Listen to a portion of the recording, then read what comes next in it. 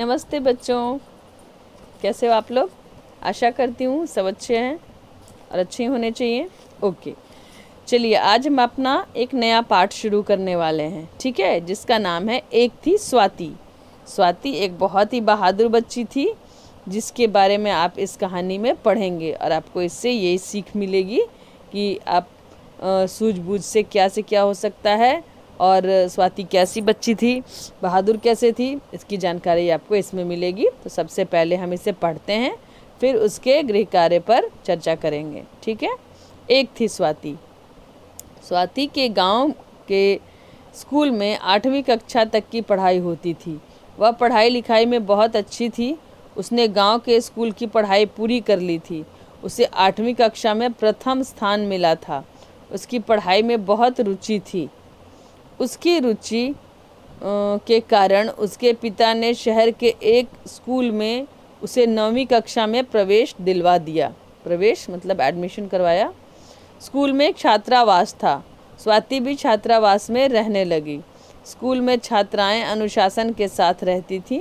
आवश्यकता पड़ने पर लड़कियां अपनी रक्षा आप कर सकें, इसके लिए उन्हें जूडो कराटे भी सिखाए जाते। लड़कियां बहुत ध्यान से जूडो कराटे सीखती। स्वाति को जूडो कराटे सीखने में बहुत आनंद आता।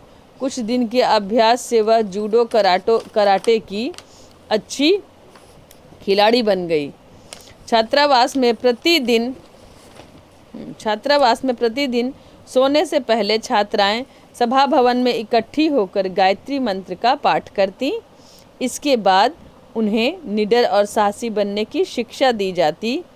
अन्य लड़कियों की तरह स्वाति बहुत ध्यान से सारी बातें सुनती।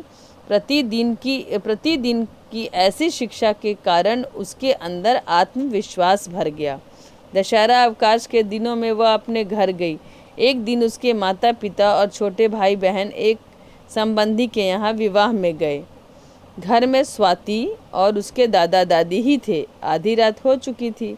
स्वाति को नींद नहीं आ रही थी। उसके दादा दादी गहरी नींद में सोए हुए थे। उसे घर के आंगन में कुछ आहटें सुनाई दी। उसे संकट का आभास हुआ। वह घबराई, लेकिन उसने साहस नहीं छोड़ा।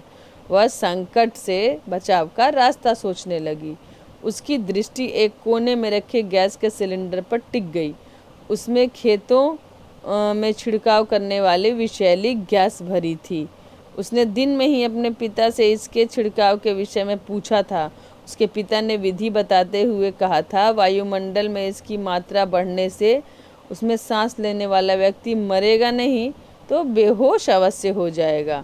उसे गैस के छिड़काव में बचाव का रास्ता दिखाई दिया। उसने अपने मुंह पर छिड़काव के समय लगाया जाने वाला सुरक्षा मुखौटा लगाकर पीठ पर सिलेंडर टांग लिया। आंगन में चोरों की गतिविधियां बढ़ गईं। उसने छत पर चढ़ने के लिए गांठ बांध रस्सा फेंका। गांठ नहीं अटकी। इतने में स्वाति पीठ पर सिलेंडर लाद मुंह पर सुरक्षा मुखौटा लगाकर सीढ़ियों से चुपके छत पर पहुंच गई। चोर बिना किसी भय के अंदर घुसने की तैयारियां कर रहे थे। उधर स्वाति धीरे धीरे आंगन की छत से किनारे तक पहुंच गई। अंधेरी रात थी। आंगन में खड़े व्यक्ति उसकी परछाई नहीं देख पाए। उसने गैस का छिड़काव शुरू कर दिया।